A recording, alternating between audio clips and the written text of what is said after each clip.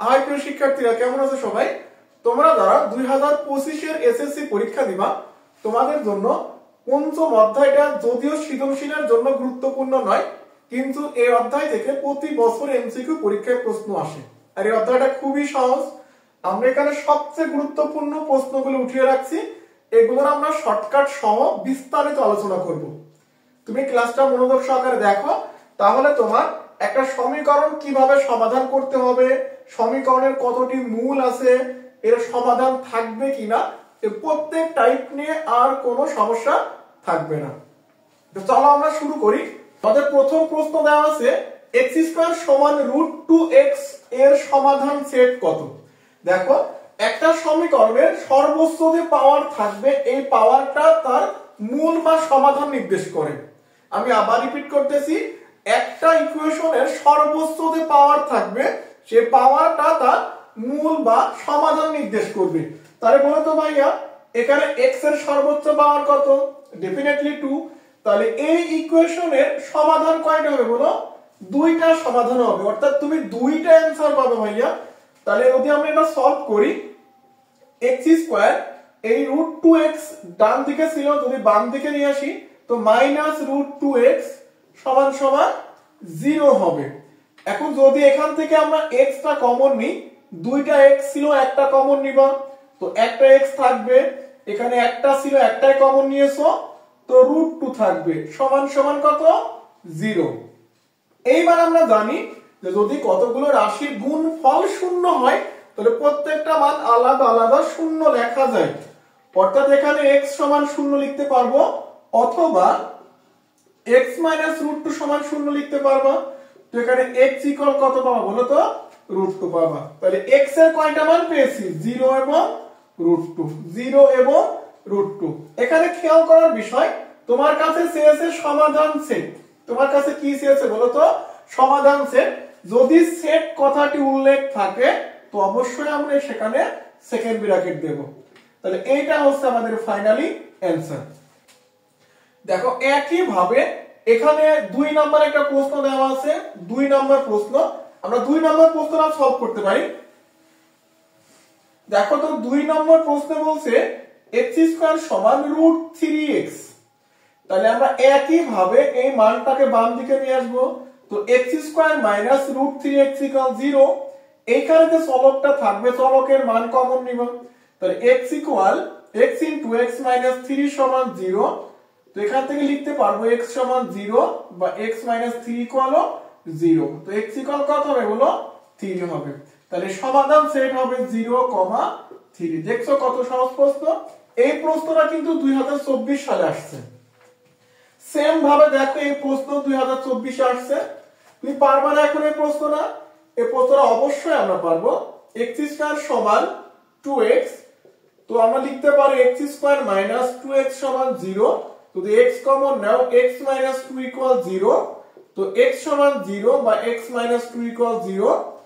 তাহলে আমরা এখান থেকে x এর মান কত পাচ্ছি বলো তো? 0, 2। দেখছো এখানে প্রত্যেকটা প্রশ্ন কত সহজ। একই ভাবে তুমি 6 নম্বরটা করবা, এটা তোমার হোমওয়ার্ক থাকবে। এই বলো 6 নম্বরটা পারবা না? এই যে 6 নম্বর প্রশ্ন আছে, 6 নম্বরটা তোমার হোমওয়ার্ক থাকবে। এখন আমরা পরের টাইপের প্রশ্নটি দেখি। আমাদের দেখো তো পরের টাইপে কি দেওয়া আছে। পরের টাইপে বলছে, এই যে 3 নম্বর প্রশ্ন, যে 4x³ + 3x² - 2x + 1 = 0 সমীকরণের ঘাত কত? একটা সমীকরণের ঘাত কিভাবে আমরা বুঝি? একটা সমীকরণের চলকের সর্বোচ্চ পাওয়ারটাকে তার ঘাত বলা হয়। তাহলে এই সমীকরণের চলক আমাদের x, এখানে চলক x, চলক কত বলো? x। তাহলে x এর সর্বোচ্চ পাওয়ার কত বলো তো? এখানে 3, এখানে 2, কিছুই নাই, মানে কত আছে? 1। তাহলে সর্বোচ্চ পাওয়ার কত হবে? 3। তো তাহলে অবশ্যই এই সমীকরণের ঘাত কত হবে বলো তো? 3 হবে। ফর এক্সাম্পল, যদি এখানে 3 এর পরিবর্তে 5 থাকে, তাহলে সর্বোচ্চ পাওয়ার কত বলো? 5। তখন আমরা ঘাতের মানটা কত বসাতাম? 5 বসাতাম। আশা করি বুঝতে পারতেছো, সমীকরণের সর্বোচ্চ পাওয়ারই তার কি নির্ণয় করবে? ঘাত নির্ণয় করবে, ঘাতকে বোঝাবে। তাহলে এটা হয়ে গেল আমাদের 3 নম্বরের সমাধান। দেখছো এই সহজ প্রশ্নটি কিন্তু 24 সালে আসছে। এবার আসি আমরা 1 নম্বর প্রশ্ন সমাধান দেখি। 1 নম্বর প্রশ্ন বলছে √3x - 6 + 5 = 2 এর সমাধান কত হবে? তো সমাধান করার জন্য আমরা বেসিক্যালি কি করি বলতো, a প্লাসটা পরের পাশে নিয়ে যাব, তাহলে -5 √3x - 6 সমান এটা বিয়োগ করলে কত হয় বলো 3। এখন কথা হচ্ছে তুমি যদি এখানে রুটটাকে রাখো, রুটকে রেখে তুমি কখনোই সমাধান করতে পারবা? সমাধান করা কিন্তু পসিবল না, তখন তোমার এখানে বর্গ করা লাগবে। অর্থাৎ আমাদের √3 - x এই রুটটা ওঠানোর জন্য বর্গ করা লাগবে উভয় পাশে। কি করা লাগবে বলো তো? বর্গ করা লাগবে। বাট এইখানে এই সমস্যা, আমরা জানি 3 একটা কি সংখ্যা বলো? বাস্তব সংখ্যা। আমরা জানি কোন ঋণাত্মক বাস্তব সংখ্যা কখনোই বর্গ হয় না। কোন ঋণাত্মক বাস্তব সংখ্যা কখনো কি হয় না বলো? বর্গ হবে না। এটা আমরা সবাই জানি, ঋণাত্মক বাস্তব সংখ্যার বর্গ হবে না। যেহেতু এটার কোনো বর্গ হবে না বা বর্গমূল করা যাবে না, তাহলে এর কোনো সমাধানও নাই। তাহলে 1 নম্বরে এই যে সমাধান, এর কি সমাধান থাকবে? থাকবে না। অর্থাৎ সমাধান সেটের মান কত বলো? ফাঁকা। এখানে মনে করে রাখবা কোন বাস্তব ঋণাত্মক সংখ্যার বর্গমূল কখনোই পসিবল না। যেহেতু বর্গমূল পসিবল না, সেক্ষেত্রে কোনো সমাধান নাই। তো সমাধান কত হবে বলো? ফাঁকা সেট হবে। তো আশা করি বুঝতে পারছো। তো এখন আমরা 5 নম্বর প্রশ্ন দেখি। যদি তুমি এই প্রশ্নগুলোর বেসিক বোঝো, তাহলে এগুলো অনেক সহজ। তাহলে এখন বলছে এই সমীকরণের মূল কয়টা? আমরা প্রথমেই বলেছিলাম একটা সমীকরণের মূল কিভাবে ডিফাইন করে, ওই সমীকরণের সর্বোচ্চ পাওয়ারই তার মূলকে নির্দেশ করে। আর এই সমীকরণের সর্বোচ্চ পাওয়ার কত বলতো? এই দেখো উপরে কত আছে? 2 আছে, আর x এর উপরে কিছু নেই মানে একটা 1 আছে। যদি এই 1 দ্বারা 2 গুণ করো তাহলে x এর উপরে পাওয়ার কত আসবে? x² আসবে। যদিও এটা আমরা সূত্র ভাঙবে যেভাবে x² - 2ab + b², এটা আমাদের ফ্যাক্ট না, আমাদের দরকার চলকের সর্বোচ্চ পাওয়ার কত। তাহলে চলকের সর্বোচ্চ পাওয়ার যেহেতু 2, তাহলে এই সমীকরণের মূল কয়টা পাবো বলো? 2টা পাবো। এই সমীকরণের মূল কয়টা পাবো? 2টা পাবো। আশা করি বুঝতে পারতেছো। তাহলে এখন যদি প্রশ্ন করা হয় ভাই 2টা মূল না এখান থেকে পেলাম, বাট সে 2টা মূলটা আসলে কি, 2টা মূল কত কত, তখন আমরা এখান থেকে বলতে পারবো যে x - 4 তার হোল স্কয়ার সমান 0। তো এটাকে লিখতে পারি x - 4 * x - 4 = 0। কিভাবে লিখলাম? যেহেতু উপরে হোল স্কয়ার আছে, অর্থাৎ ভিতরের সংখ্যাটা 2 বার আছে। এই দেখো এখানে একবার, এখানে একবার, মোট মিলাই 2 বার। অর্থাৎ এরপর লিখতে পারি x - 4 = 0, x - 4 = 0, x = 4 এবং এখানে x = 4। তাহলে x এর মান কত পাবো বলো? 4,4 পাবো। দেখছো 2টা মূল, আমাদের 2টা মূল কত বলো? 4,4। তাহলে এই ধরনের প্রশ্নগুলো কিন্তু অনেক সহজ। একটু যদি বাসায় প্র্যাকটিস করা যায়, বেসিকটা বুঝে, এইগুলো সমাধান করা অনেক ইজি।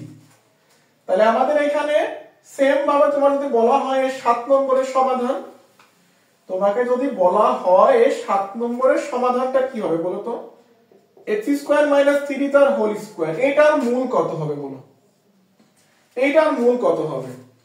এটার মূল সেম ভাই, এখানে পাওয়ার 2, এখানে পাওয়ার 2, তাহলে কোন একটা সময় x⁴ আসবে। তাহলে সর্বোচ্চ পাওয়ারের মান কত? 4। তাহলে এর মূল কয়টা বলো? 4টা। এর মূল কয়টা বলো তো? 4টা মূল আমরা এর পাবো। বুঝতে পেরেছো? খুবই সহজ প্রসেস, আশা করি এগুলো আমরা পারবো। তাহলে এটা হয়ে গেল আমাদের কত নম্বর? 7 নম্বর। আর 6 নম্বরটা আছে। 6 নম্বরে বলছে 2x + 3y = -4। তোমরা এই প্রশ্নগুলো নিচ থেকেও পারবা। এখানে x সমান কত বলো? 1। x সমান যদি 1 হয় তো এখানে y এর ভ্যালু বের করতে হবে। খুবই সহজ, x এর মানটা এখানে ইনপুট করো। তাহলে আমরা কত পেয়েছি বলো তো? 2 * 1 + 3y - 4, এখান থেকে 2 + 3y - 4 বা 3y সমান a + 2 সাইড চেঞ্জ করলে কি হবে বলো? -2, 3y সমান -6, তাহলে y সমান -2। আমরা y এর ভ্যালু কত পেয়েছি বলো তো? -2। দেখছো? অর্থাৎ যদি একটা ইকুয়েশনে দুইটা আননোন চলক থাকে, আর যদি একটার মান দিয়ে দেয়, তুমি ইকুয়েশনে সেটার মান ইনপুট করবা, তুমি ডেফিনেটলি আউটপুটটা পেয়ে যাবে। বুঝতে পেরেছো? তো আজকের মতো আমরা এখানে শেষ করতেছি। যদি তোমাদের পঞ্চম অধ্যায় অর্থাৎ এক চলক বিশিষ্ট সমীকরণের বাসায় প্র্যাকটিস করতে গিয়ে টেস্ট পেপার বলো বা গাইড বলো, যেখান থেকে যে এমসিকিউ বা বইয়ের কোনো অঙ্ক সমস্যা হলে অবশ্যই কমেন্টে জানাবা, সেগুলোর সমাধান করা হবে ইনশাআল্লাহ। সবাইকে ধন্যবাদ। আসসালামু আলাইকুম।